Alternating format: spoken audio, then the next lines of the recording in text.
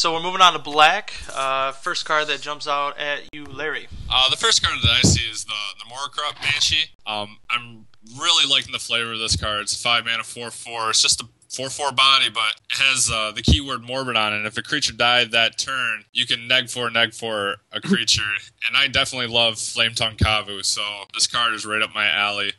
Talking about blue right before that with making 2/2 Homunculus and then sacking a creature, it's very easy to turn this guy on. Like, a lot of newer players maybe haven't played Flame Tongue Kavu, but a lot of them have played Skin Render for sure. This guy is a bigger Skin Render. It's going to kill all these big threats that we've been talking about. It is one of the top tier removal spells in this format, and if that guy is staring back at you in like your first pack in the draft, you should probably be taking him. Yeah, unless there's a bomb rare, you slam that card. So, what we were gonna talk about next, what Josh and I were pointing to, was Altar's Reap. They had this card before as a sorcery, and it was garbage, basically. But now, as an instant, it seems pretty good. Yeah, like I didn't think this card was actually I didn't think that's what actually the card did. Like, I didn't think it was a real card when I first saw it. At common, it's pretty strong in black, and getting card advantage to turn on your Morbid is pretty okay. You know, chump and then draw 2 cards off of a chump blocker at any point in the game. Like, this card seems good. I'd probably start it in any of my black decks if I don't have like enough creatures to play it. I'm seeing a theme of sacrifice creatures,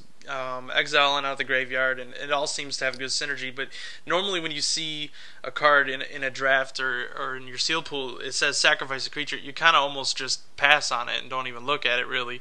But in this format, would you say it's a little more like where it could be a good thing to sack a creature rather than just, well, I guess I could do it? In certain archetypes, definitely it's going to be something you're going to have to do. Some of your best creatures are going to rely on you having creatures in the graveyard. In other archetypes, it's just going to be not worth it. But like in certain color pairings, like specifically blue-black, it is going to be something that's pretty important for you to be doing pretty consistently to have things in your graveyard. I think it'll depend on the perk to the card. Since you're drawing 2 off this, and you can just cast this when they try to remove one of your creatures, you get a huge upswing. Whereas like the red one where you just gain 3 mana to sack a creature, that's pretty irrelevant.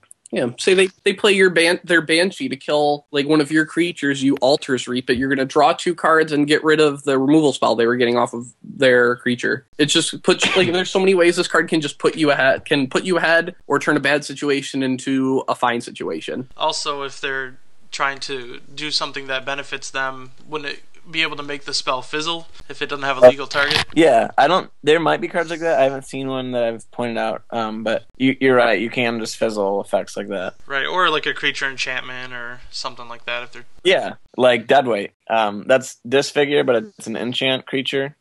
So it's going to be a little worse for constructed, but it actually might be better for limited when you're dealing with a huge creature that you can't kill anyway. If you're not killing it anyways, then Deadweight will be better, because it shrinks it so you can deal with it better for the rest of the game. Is Deadweight a better card based on the fact that there's not much removal in the set? It's a better card in this limited format, I think, than Disfigure was in Zendikar, or it's very close. This format's not as fast. So Disfigure is important on like turn 2 in the other format, or turn 3 in Zendikar. Whereas this, it'll be important throughout the game, and it'll be able to shrink some of those really big threats for you to be able to deal with, to make them more manageable, to trade guys for them and whatnot. They're important just in like slightly different ways. Disciple of Griselbrand, do you feel that should be an uncommon?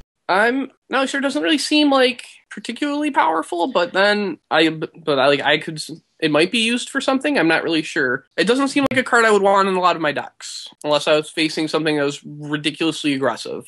I mean, it's not a bad card if you happen to come against the removal heavy deck. I mean, the ability to sack your creature and gain life to it, I mean, it kind of doesn't necessarily neg the effect of losing the creature, but I mean, it helps it. I think the only deck you'd want it wouldn't be morbid heavy decks, like with the Banshee and with the red spell we'll get to later.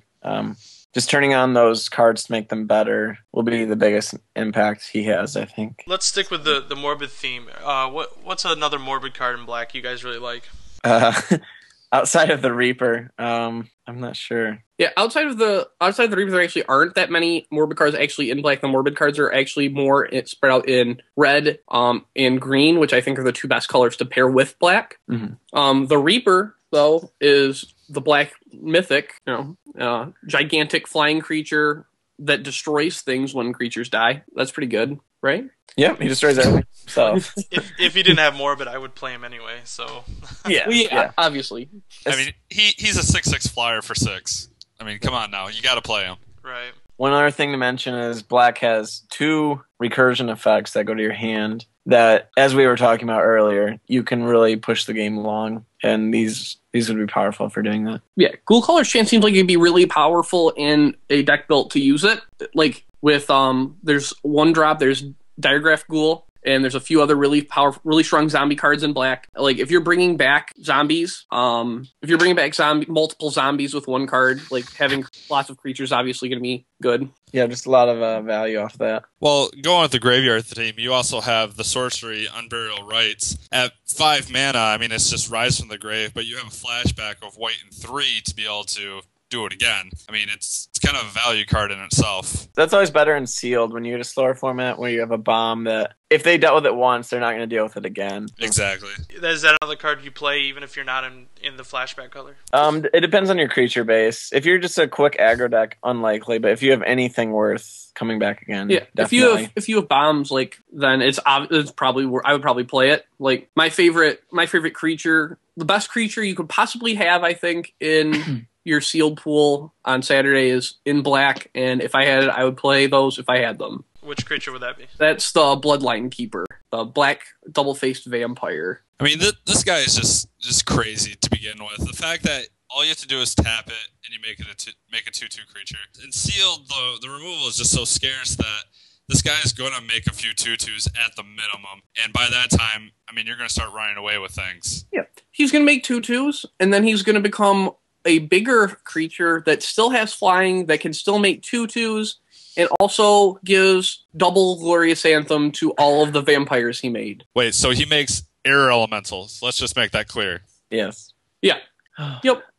The card is absurd, and there's only actually 5 cards in the whole set that can beat it. And one of them doesn't, and like some of them don't even do it for good. So that card is the best card you could possibly hope for in your sealed pool as far as bomb rares go. This is the type of creature that makes me want to trade my early donks with my opponent's donks just so I can hold my removal so that I'm not sighing on the other end of the table of this card. And speaking of high quality removal, Victim of Night seems one of the best commons in the set. Yeah, Victim of the Night's going to be another one of those removal spells that's going to be kind of conditional. You can't hit like Vampire, Zombie, and Werewolf. Vampire is most of the like aggressive red creatures. Werewolves is going to be a lot of the green creatures, and a few of the red creatures, and the zombies are black, and even like drift into blue. But you're going to want this card because it's one of the few cards that can deal with most bombs, big creatures, little creatures, whatever you need to deal with. It's not as good as, say, like Doomblade or Go for the Throat like we're used to,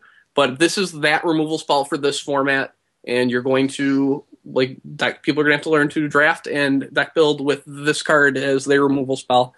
This is the premier removal of this format, and just to give you an idea of where this is headed, like how the format's looking. And when you read a card like that, your mind automatically wants to think, oh, you bring this in against like blue-white, but when you think about it, like you said, the bigger creatures like Reaper and Banshee are both not any of those creature types, and they're black, so... Yeah, right. It is kill small blue-white creatures or kill really big black creatures as well. So yep.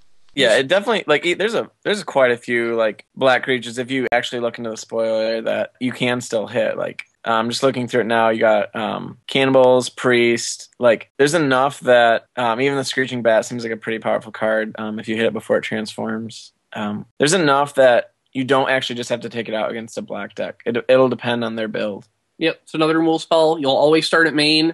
It's going to be kind of, you're not going to like having it in your hand every now and then, but it's still, like, it's probably the best removal spell in the format.